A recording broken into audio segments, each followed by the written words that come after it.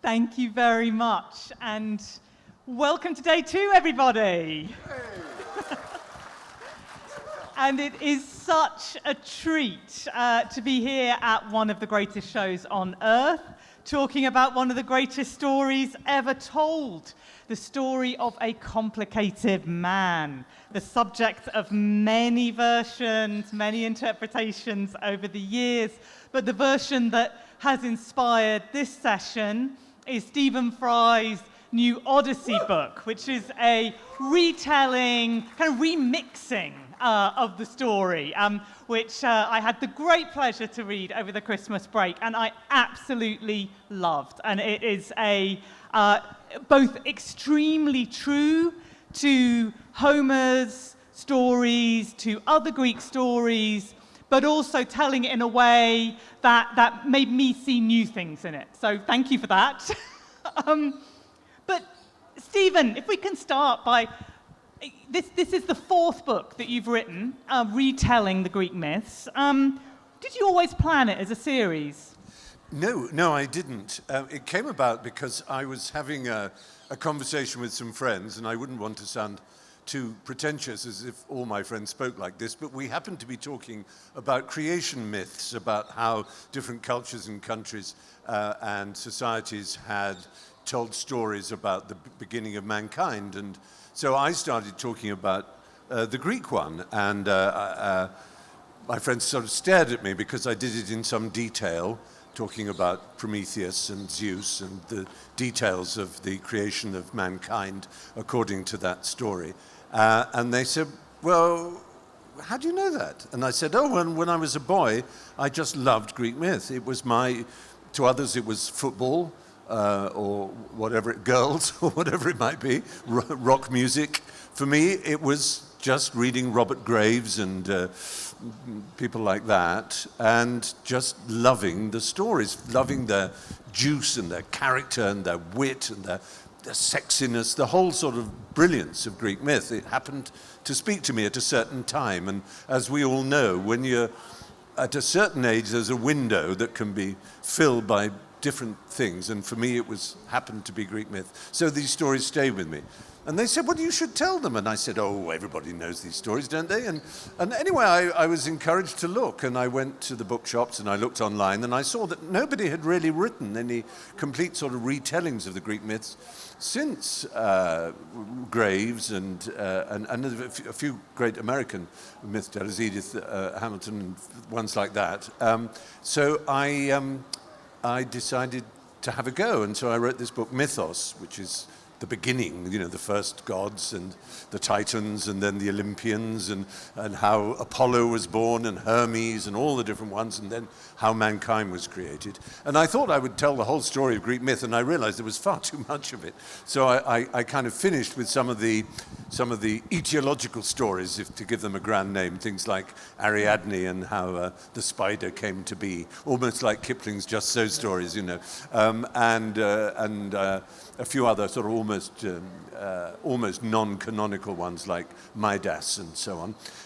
And I finished, and then they seemed to do really well, and people enjoyed them. And so I then wrote one called Heroes, which was Theseus and Perseus and Jason and Heracles and Atalanta, or Bellerophon, and that was fun. And then I thought, well, I've got left something slightly different, and that's what is so interesting, I think, about Homer. In the first case, you're talking about myths and stories that had survived through poetry, through Hesiod and other Greek tellers of these stories. And in the second case, Troy and Odyssey, you're looking at 2 great epic poems that came into being sort of 700 BC, something like that, 750 BC, no one's entirely sure, and then were set into literature by the early kind of Greek civilization that we then think of as the golden age of Athens and so on. And by the time you get to Plato and Socrates and the great playwrights, Homer is already an idea and a figure. So suddenly myth became became literature. And then, unfortunately, it became religion, and it all finished, as it were. And but it's so exciting to discover Homer, to read Homer, and to imagine how these stories came to be, and to see coming out of them, shining out of them, this new way of describing humanity. That is the very beginning in our culture here in the West, I should add, because obviously you have your extraordinary tales and epics in Indian literature that I'm obviously in no position to speak about with any authority. But in our culture in the West, and particularly in Northern Europe, where I come from, these are foundational, and every generation seems to rediscover them. And we're living at a time when I think I've never known them more talked about, and we can discuss that, can't we, Josephine? Right, so let's move on to the Odyssey itself. Simon, for people who aren't familiar with this story, who is Odysseus, and what is this journey that's given us this word Odyssey? So Odysseus is the Greek hero. He went to Troy to help fight to destroy that city in revenge for the rape of Helen, or the seduction of Helen by Paris. It's the first founding story of herbicide, of the destruction of a city, and every destruction of a city goes back to Troy at some level. And Odysseus wants to come home, but he takes 10 years to do so. He gets holed up with a goddess on an island and can't escape. And when he does finally get released, he has to travel through a series of monsters and great other strange fantasy places in order to get back to his wife and family. And the reason really why the story is so interesting and so powerful is that it asks questions about belonging, about what it is to go home, about what it is, above all, to be a man in a society. And when I say man, of course, also women. And the very first word of Homer, of the Odyssey, is the word andra in Greek. And what's fascinating about it is you could translate that as a man, or you could translate it as the man. That's to say, it could be a general description of what humanity is like, or it could be about a very particular person. And that's one of the reasons why the Odyssey has been so profoundly exciting. How typical a man is Odysseus? He's tricky. The first word is complicated. Well, yes, I was going to say, perceptive. yes, Josephine chose the word complicated, which is Emily Wilson's word, but the word is a fascinating word, polytropos, many turning. And the interpretations you can have of Odysseus himself are polytropos, aren't they? Multiple interpretations. What's so fascinating, therefore, is that the foundational text, as Stephen called it, is already... the foundational text, as Stephen called it, is already a foundational question, right? So unlike so many poems that say, here's a perfect person, try and follow this hero who does everything right, Odysseus is tricky. He's the hero who comes home having lost all his men. He's not Captain Kirk, right? He actually loses everybody. And he comes home and he kills all the princes of the local kingdoms. And as soon as he's got home, he says, I'm off again. Thanks, darling. Nice to see you after 10 years, but I have to go. As a hero, he is very profoundly ambivalent. And that, to me, is one of the reasons why Homer has been so productive for future generations. He doesn't just give you an ideal that you could live up to or not. He says, here's a real question about you, how you belong, what your home is like. And reading Homer always makes you think that. Can I also just bring in something that a rather dark name was brilliant about, and that's Nietzsche. And this is the nature of the Greek civilization. I think when they started to be reborn, there was a renaissance because the Bronze Ages collapsed, and there had been writing. Linear B was the script that was used, not a literary script, but a script nonetheless. There was writing, but then that completely disappeared, and there were 400 years odd of complete end of empire, end of sort of administration, and any kind of what we would call civilization. And then it was reborn, and then flowered in the golden age of Athens in the most remarkable way, with philosophy and literature and science and poetry and so on. And the Greeks, I think, and you can see this in their heroes, were fascinated at first by just warriors, strength, manliness, Hercules. But Hercules was a kind of madman. He destroyed as much as he created, or as much as he was triumphant. And then there was Theseus, who was quite smart, and with the help of Ariadne got out of the labyrinth, having killed the Minotaur. But then in the Trojan War, there was Ajax, and there were these warriors, and Achilles, who were fast, and who were strong, and who were mighty. But Odysseus had some other new quality, which was cunning, slyness, planning, strategy, deceit, counting, all these things that make for a new kind of human being that is necessary for the creation of a civilization. You can have alpha males fighting each other and grunting and hurling axes and javelins at each other, but you also need in your gene pool people who have ideas, people who are cunning. And the Greeks recognized that their civilization was composed of kind of dark, blood-feuding warriors, but also of this new kind of what we became an intellectual, but was on the way to being an intellectual with Odysseus. He was still a warrior. He was still the greatest bowman of his age, you know, after Teucer and a few other, and after Paris died. But he was also someone who used his brain. And I think that's what's so exciting about the Odyssey, is that it shows mankind in all our complexity, our physical prowess, our bravery, our courage, our sexual desires, all the impulses and instincts of our physical selves, but also this other quality we have that makes us different from the animals. Indeed, Greek heroes always go too far. And in going too far is both transgression and transcendence. And that paradox is central to any way we might understand this hero. Yes. That a man's reach should exceed his grasp, or what's a heaven for? Well, and moving from men to the gods, so we've talked about the ambiguities of these heroes, who are often not all that heroic, and how the story itself doesn't have any kind of happy ending, really, or it's a very brief one. But if we go back to the start of the story, and we're with the gods, we start with the gods, and they're not very heroic either. They're reflecting on the deeds of the Greeks in the Trojan War. We've got to the end of the Trojan War, the Greeks have won, but what the gods are talking about are not the victory, but what happens afterwards, the war crimes, the looting, the enslavement, the rape that happens, that the Greek soldiers are perpetrating after the war. And even the gods, as they're doing this, are it seems strange how ungodly they are, right? They're kind of unsure. Some of them are a bit nervous. Some of them are realizing they've got things wrong, and so on. And so right at the beginning, you have these very unheroic heroes discussed by these very undivine deities. And I mean, what is the role for you, Stephen? What's the role of the gods in this text?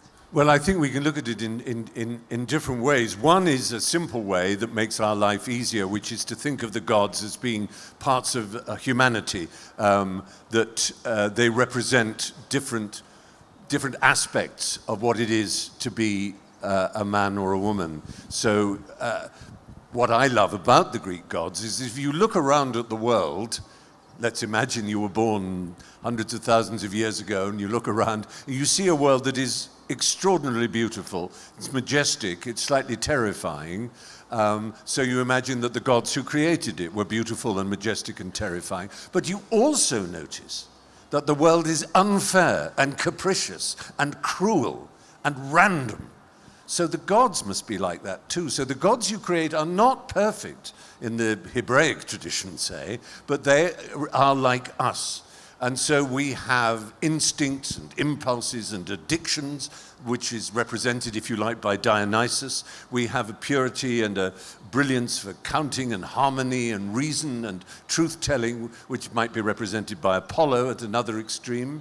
And we have a kind of majesty and a glory and a ability to command, which would be like Zeus, but we have a sense of propriety and what is right and fitting, and of matrimony and the beauty of family, which would be Hera, and so on and so forth. You can see that. And these qualities quarrel within ourselves. And if you look at our society and look at the page of the news, you can see it as Olympian gods fighting each other. Our sense of justice fighting our sense of need and want and greed, our Dionysiac qualities at war with our planning and our wisdom, our Athenic qualities, if you like. So all of these are present. And in the Homeric sphere, of course, where these gods are living on Olympus, they are also subject, although they're gods, they are subject to something bigger. And that's just as it's true in the Wagnerian, German gods tradition, that Wotan is not all-powerful, because above them is law, Diche. There is this absolute, ineluctable, ineffable power of what must be. And the gods, I think from the beginning in the Odyssey, Zeus is aware that his time is up.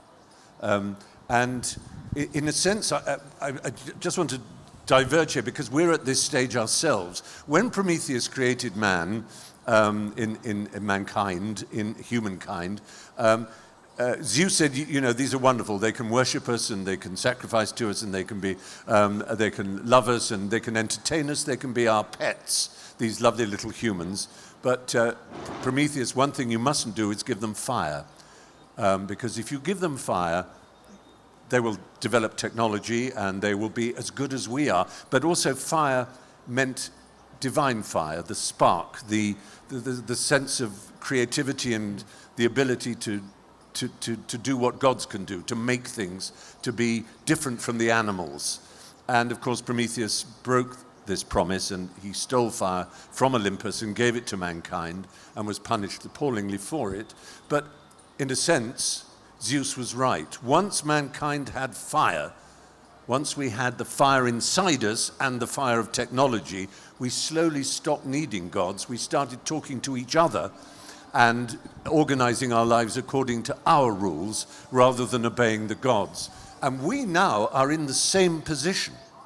We have created entities, which we call AI, which are sort of little toys that we can play with. They're our pets, and they obey our instructions. And some of us are saying we must not give them fire.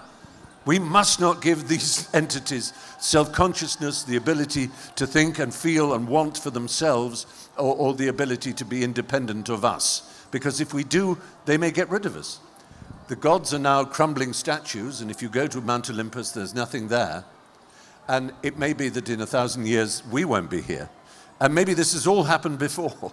But I think the point is that what myths show, this deep understanding of why humans are different and what makes us different, and why that is a curse as well as a blessing, that we are self-destructive in the most extraordinary way. And Odysseus is self-destructive. He constantly makes mistakes as well as surviving. He causes the death of others and difficulty.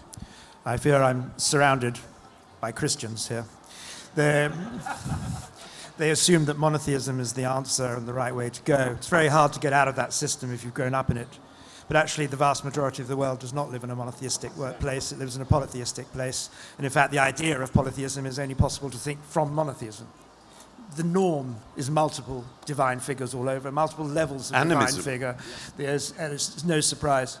What's fascinating, of course, is how hard it's proved to represent the gods on stage, in film, and in literature. We always tend to try and treat them either by going a big narrative, like Stephen gave just now, let's explain the whole world to them, or alternatively to forget them slightly and put them to one side. I think that's a great mistake, that the structure of the Odyssey begins with the gods actually saying there is a structure. If you do wrong, you get punished. And that's the logic of human life, that if you make an error, you will be punished for it. And I think that is absolutely crucial to the ethics of the Odyssey. And while it has a lot of good stories in it, and a lot of exciting material, monsters and return, and all the rest, above all, it is an ethical poem. I want to talk about Penelope. Penelope, Odysseus' wife, who waits for him for 20 years, for the 10 years of the Trojan War, for the 10 years it takes him to get home. And all that time, she's fighting off these suitors, these other local noblemen, princes, and so on, who are desperate to win her hand in marriage, because, of course, that means winning Odysseus' wealth, Odysseus' kingdom, and so on. And there's this kind of, the whole story sort of unfolds in parallel of her night after night after night, a tricky woman herself, a cunning woman herself, working out ways to put them off, to put off making a decision, to put off acknowledging the fact that her husband must have died. He must have been lost at sea. And then you have this parallel track where Odysseus is wandering around the Mediterranean, and he is entirely failing to fend off female attention in this period. He's like, any nymph, any witch. I mean, he is really, he's having a good vacation in a lot of ways.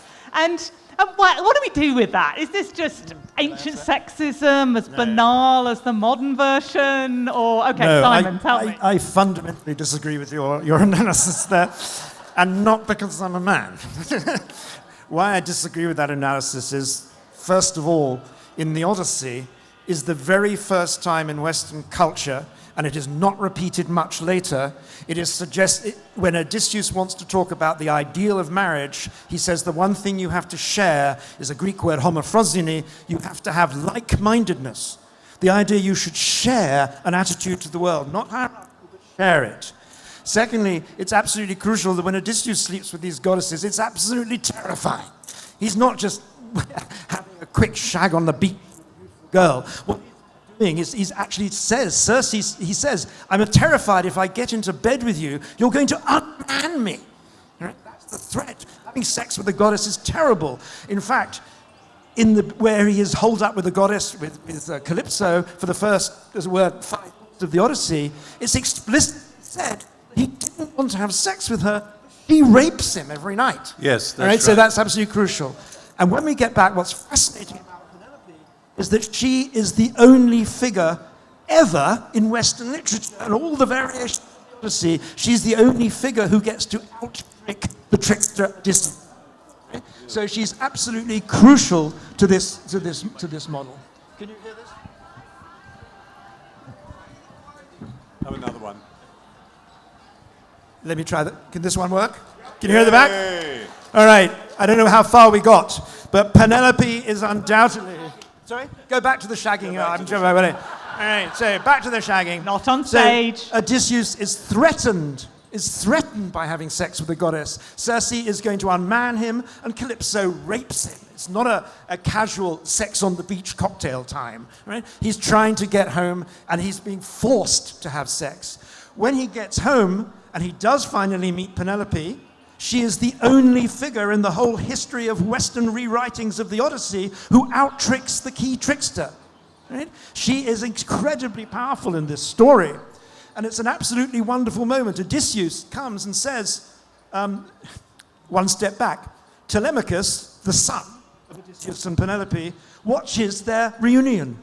And Penelope doesn't run to see her husband as she would in a Bollywood film or a Hollywood film. She stands and looks at him. And Telemachus says, Mum, why don't you run into his arms like they do in the movies? And Odysseus says, well, don't worry, son. There are special secrets between men and women. I'm in control here. It's fine. I'll just have a bath and then she'll know who I am. All right? And when she goes out, she still is not sure. And she tricks him. And she plays a trick on him. It's only then that they get together.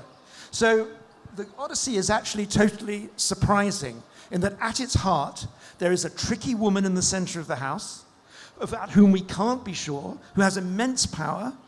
And I think it's an incredible misreading of the Odyssey to suggest it is a simple patriarchal tale. Is it patriarchal? Of course it is. Sorry? Is it patriarchal? Yes, for sure. Is it simply patriarchal? Absolutely not. Very good.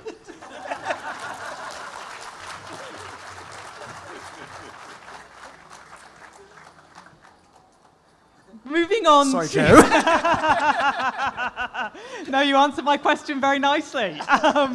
Does it matter to you, Stephen, whether Homer is one person, whether the same person wrote the Iliad and the Odyssey? Not a question we're going to solve here on stage. And whoever she was. Yeah, well, exactly. However they were.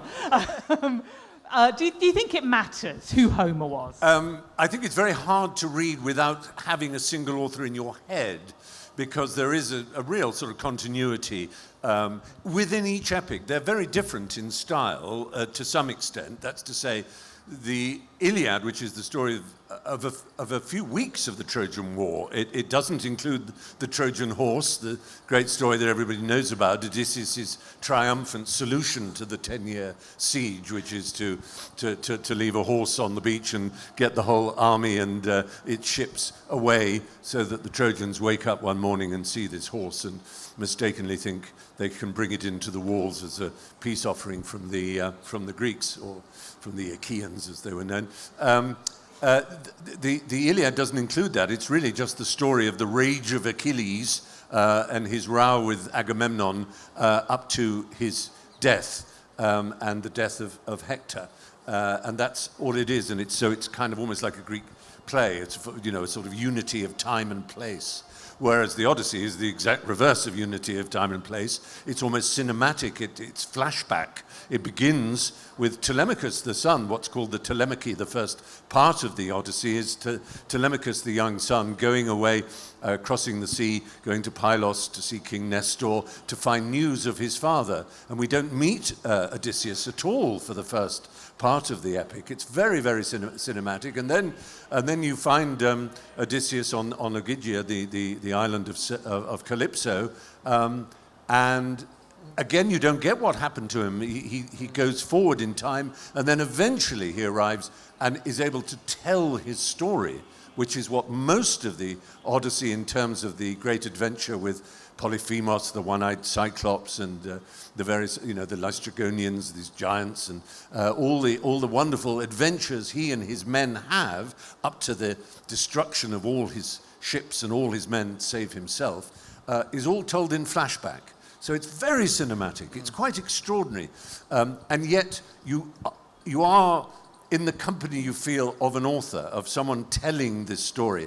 And I suppose the key word is telling, because it was pretty much established mostly by a couple of Americans, I think. Milman Parry was a scholar who went around Yugoslavia, as it then was, and saw these Balkan storytellers who spoke in poetic form sometimes for days, telling stories of epic tales, much as I believe Willie talked about this happens here in India, that you have these bardic, as we would say, these amazing rhapsodes, these poets who are able to sing and chant and talk poetry, which they have memorized and which they improvise as they go along too, which is what Milman Parry found in Yugoslavia. Mm. And he made a very strong case for showing that the very techniques used by these poets, certain phrases that stick in the mind, the famous ones in Homer are the wine-dark sea and rhododactyl Eos, the rosy-fingered dawn, and that poets use as kind of little stopping places to hold their breath, and also the genealogies, the son of this and son of that you get also in the Hebrew Bible, so-and-so begat so-and-so. And I saw the Aki people in northwestern Thailand. I did a documentary, and there are characters there who are able, sometimes it can take days, to to reproduce the genealogies of every person who's a member of their tribe, right back to their Adam and Eve, back to their very beginning. And they do it using these memory tricks that bards use everywhere in India and around the world still. And this seems to be the way that the poetry of the Odyssey and the Iliad was composed. But it is also true that when these poems came into being, 500 years or so after the war that they describe, so you have to imagine it's a bit like, in our culture, Chaucer, say, mid-14th century, writing about a Roman battle or something like that, writing, going back, without having any writing or evidence to support what he was writing about, except folk memory and previous bards. But the difference with Homer is he was at a stage when the Dark Ages were coming to an end, writing was just beginning again. And although it appears pretty conclusively that he never wrote, whoever that poet was, never wrote down himself the poems, writing did exist. And there is a quality to the Odyssey which is above what you find in most of these spoken things. There is, there is a psychological flatness in the ones that exist, whereas there's a literary circularity, as in the Odyssey, which is very different. I mean, the simple point is that we know that Homer comes out, that these texts come out of an oral tradition. And we have lots of examples of oral tradition, but we have nothing that matches the sophisticated structure of these two epics. Yes. And because of that, we have to tell a story of how could it be that this comes about. And one of the answers is to imagine a genius. It must have been a man called Homer. It's always a man called Homer. And we can imagine that figure. But we have absolutely no evidence. And it remains a paradox that people have argued about for centuries. We're not going to solve it, but the tension is clear. Oral poetry is usually very floppy and long and goes on and on. Homer is tight, brilliantly structured, and immensely sophisticated. And we have to square that circle, and as everybody knows, squaring circles doesn't work. And another thing that comes out of thinking about that moment of a culture, as you said, Stephen, that has changed dramatically since the Bronze Age, since the era when the Trojan War supposedly happened. Writing has been lost. You've got this oral culture going on. And one of the things that's very striking about this period in the Mediterranean as a whole is that you get these stories of what we might call ethnogenesis or nation building. And, I mean, the Exodus could be seen as something like that, the sort of people coming together, making a long journey together, kind of becoming a people. And that's one potential reading of the Iliad as well. I mean, famously, it's the first time that Greek speakers, we could say, all come together. And the story is of these people not only fighting together, but journeying together to a foreign land. It kind of makes them Greek to encounter non-Greeks. But then what happens in the Odyssey is that all falls apart. They break apart again. They go back in their individual contingents. Many of them, maybe most of them, don't make it. And even Odysseus, he comes back to Ithaca not with the Ithacans. Even his Ithacan community doesn't survive. The people he's taken with him, he comes back alone. And I wonder both if that's something that's coming out of the times in which this is written, this great uncertainty about what kind of communities are we creating. But I also wonder why this has made the Odyssey in particular such a popular story right now. There's a hunger for stories that question, that worry about the idea of nation and community and belonging. Well, I think the Trojans speak Greek. The Trojans aren't that different. They have the same gods. And so in the Iliad, yes, the Greeks come together, but there's no sort of sense of a massive ethno-fight. It's just not like that. And in the Odyssey, what's really important is that Odysseus comes home to a family, first and foremost. He comes home to a wife, a child, a father, and a dog. Right? This is an important part of the story. And so that's really why it's been so attractive. And it is fascinating that today, I mean, Stephen, for once, is incredibly fashionable. Right? That is to say, everybody is writing about Homer and making films about Homer at the moment. We go back to the film Troy, for example. I was asked to review the film Troy for a London newspaper. And when I went along to the premiere, because it opened on the same day, I was asked to sign a waiver that I wouldn't reveal the plot. I believe the fact that Troy Falls has been in the popular imagination for some time. But there are a huge number of films being made at the moment. There are books being made, remarkably many of them by women. And I think there's a way in which the Odyssey speaks particularly to the gender question and particularly to the idea of what is a family that has made it quite different from the ethnogenesis that you're acquiring. I agree with your description of what's happening in the Mediterranean, but I think the Odyssey has a very particular way of engaging every human being in it. You have to retell the Odyssey when you write it. When you read it, I beg your pardon. When you read the Odyssey, you're always engaging yourself, saying, well, how like and unlike am I to this story? And I think that's the way in which why it's become so popular, is because I think there is perhaps today a very interesting sense of how much authenticity do we want. Can we get back to some authenticity from the Greeks? Will that tell us something about who we are? We were talking earlier. Can I just bring Stu? We're going to have to go to Q&A in a second. I think the other thing I would say is this quality of nostos, which is really important. It's a Greek word. There was a Swiss doctor in at the time of the 30 Years' War who noticed these Swiss mercenaries who were becoming ill because they missed home. And he coined a word for it, which was the pain of missing home, which was nostalgia. And nostalgia was born as an idea in our modern age. This yearning for home, it's become rather confused and now tends to mean a yearning for the past. But the first of the Olympian gods to be born was Hestia, the least known perhaps to us, but she was the goddess of the hearth. And the hearth to the Greeks was immensely important, as it was to the Romans. In fact, the Latin word for hearth is focus. And we've taken that word to mean metaphorically anything that we concentrate around and pay attention to. And hearth is cognate with the Anglo-Saxon word heart. And for almost all our period as speaking individuals, and possibly before that, the hearth has been central to being human. You sit around the fire, you tell stories about who you are, where you came from, and you bind yourself as a family, and within the family, outside of that is a clan, and outside the clan, a tribe, and so on. But the center of it is the hearth, literally the focus.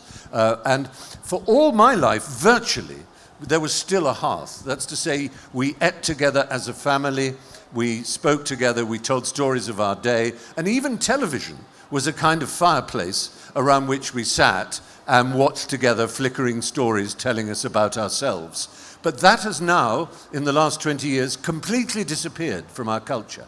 Children now don't eat together with their families. I'm sure they do in India more than they do in the West. But in the West, they're each in their own bedroom, watching their own screens, ordering their own food. A pizza comes in for the daughter, and a hamburger for the son, and a Chinese or an Indian meal for the family. They're all watching different. They're all fragmented and broken up, and there is no hearth. And I think there's a deep sense in us of a need for it, a need to come back. When Odysseus is on Ogygia, on Calypso's island, she says to him, tauntingly, I suppose you miss the smoke of home. And that smoke of home is the hearth. And for a lot of us, despite the ambiguous ending of the Odyssey, it is this idea of a return home. And that the Greeks were saying, our primary focus in life now is not the gods and sacrificing to them and foreign wars. It's home. It's being home, and how appropriate that the poet's name for us is Homer. And it is that nostos, that sense of coming home around the hearth, this yearning, this deep yearning that is in Odysseus throughout the epic poem, this yearning to be home. And I think we have a yearning for it now. The best... We're going to go on to Q&A. Sorry? Okay, we have a few minutes left now for Q&A, and I can already see some hands going up. can I just ask people if you can do your best to keep your questions to one sentence, just so we can get as many of you in as possible. Okay, I'm going to start over here. Gentleman in the, that's it, the teal. I can see that, yeah. Yeah, Mr. Fry, in your current book, you finished the story of the House of Atreus and Orestes. And the concept of sins of the father is also very prevalent in Indian myth and stories like Yayati and all that. So when the Atreides are paying for Tantalus' sins or Priam is paying for Laomedon's sins and all of this, what do you think that's about? The idea of the father doing something and the lion is cursed. What is the obsession, you think? I think it's a very interesting question. In Homer's time, they had evidence of the great empire of the Mycenaean Empire and Thebes and Tiryns and Pylos. And both Thebes and the Mycenaean Empire in Greek myth are cursed, primarily cursed. The curse of Oedipus in Thebes, and Laios actually is the curse for his crimes, and for Agamemnon. It's as if the Greeks are saying that all civilizations, all empires, like the Theban and the Mycenaean Empire, are kind of cursed. That they're, be aware that they will fall, because they had evidence, the more modern Greeks around them, of these giant buildings that they couldn't have built, these great palaces in Tiryns and places like that. And they said something caused them to fall. And there is this constant sense, and I think in Indian scripts too, of this essential doom in a civilization, that we are fools if we believe that a civilization will last. Allow me to channel my inner Freud. You never escape your father and mother. Don't try. Another one down here.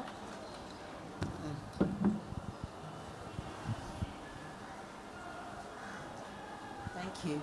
I wondered if you could speak to the real familial links between the Indic storytelling traditions and the Greek storytelling traditions, because it isn't just that they're parallel to each other, they're related to each other, they share a common ancestor, and you can see that in the same expressions, the same storytelling themes like dragon slayers and so on. Well, I think it's clear that there is a Proto-European, Indo-European background to the language of Homer. That's been very well studied by a lot of academics, and that Greek and Indic languages are interconnected. That goes without saying, although it needs to be repeated. There are some patterns that you can see. The difficulty with those patterns, they tend to be incredibly general. A man kills a dragon.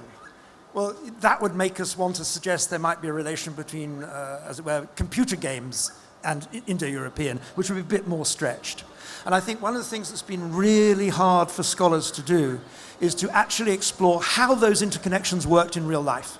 That is to say, was there actually much connection in the 8th century between India and Greece? That's very hard to prove or to demonstrate.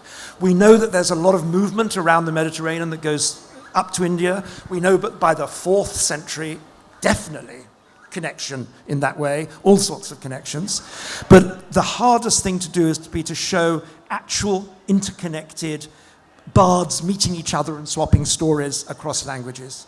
So it's one of the great puzzles, which you've pointed towards, is how did Mediterranean culture develop as a Mediterranean idea? We can do, because we can show people meeting and going around the sea together.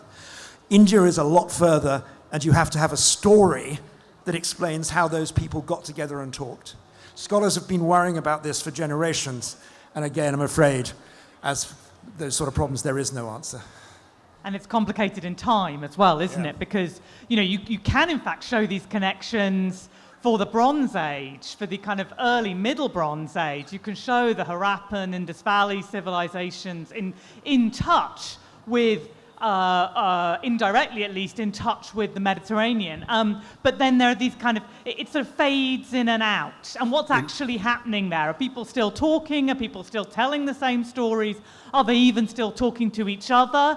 And we just can't see it. And I sometimes wonder if as academics we're too reluctant to imagine what we can't see. One thing, as an example, is that China has dragons too, famously, and very little communication, it seems, with the Indic and the Mediterranean until Marco Polo, if you like. And obviously there were Indian connections with China. But the most obvious thing, which sounds childish and almost comic, but is that all these people grew up and occasionally came across fossils. There are enormous fossils in China, fossil quarries, and there are all through the world. And you would see evidence of large animals that look like what we consider dragons, sort of reptilian creatures, and they had no knowledge that these were tens of millions of years old. There must have been a previous civilization of giants and heroic humans who defeated these dragons. And so it's not surprising that these mythemes, these sort of units of myth that repeat across civilizations exist. Time for one more. I can see back there, gentleman in the blue top. That's you. Hello, good morning to all of you. So, from Greek mythology, there are Achilles and Patroclus as famous queer characters. So, do you think there are any more such characters during the Trojan War specifically? And what books you could recommend for about queerness in ancient Greece? Well, there are lots of books on that subject, and some very good ones. And I'm sure you know the titles better than I do. So I'll just say, yes, there are pairs of lovers in male lovers in Greek stories. And post-Trojan, of course, you have Orestes with Pylades.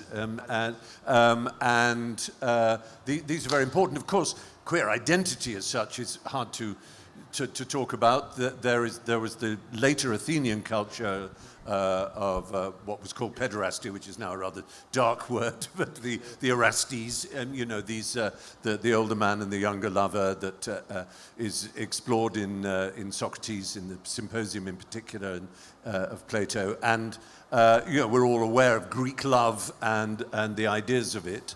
And it seems it wasn't a problem for the Greeks in any way. The Spartans, as we know, had their sort of man-on-man love too.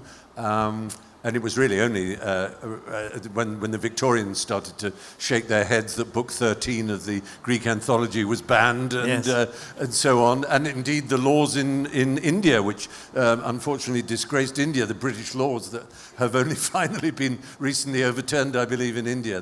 This Victorian obsession with what they considered pollution was. In general, there is no problem in the relationships between men and younger men in Greece. That's just normal, right? It's later people who get upset about such things. But it's fascinating that there is actual no sign in Homer of Achilles and Patroclus having an erotic relation. It is in all modern novels, of course, and it is later in Greek. But Homer is very discreet. And in fact, male desire is a real problem in Homer. The word eros, which means sexual desire, is only used 3 times in all of Homer. And when it's used, it's always about the destruction of a man. It's when he gets into trouble. If you express desire, you get into trouble as a man. So Achilles and Patroclus don't sleep together, they don't hang out together in that way in Homer. They do in Aeschylus, in the 5th century, where we have lines about, I remember the kisses you placed on my thighs, which I think is hard to interpret any other way. Okay, with kisses on thighs, we're going to leave it. We could carry on talking about this all day. Yeah, thank you very much to Simon Stephen.